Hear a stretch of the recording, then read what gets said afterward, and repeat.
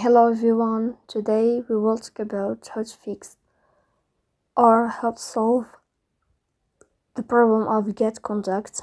Just follow me step by step. We will go in the first two settings. Here in this page, you will go down to apps, default apps, app settings. In this list, you will go to above to this line. You will write the name of the application to search about it here. And then you can click on Getcontact app.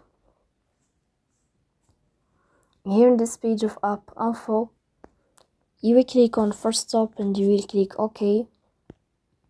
Then you will enter to the window of storage.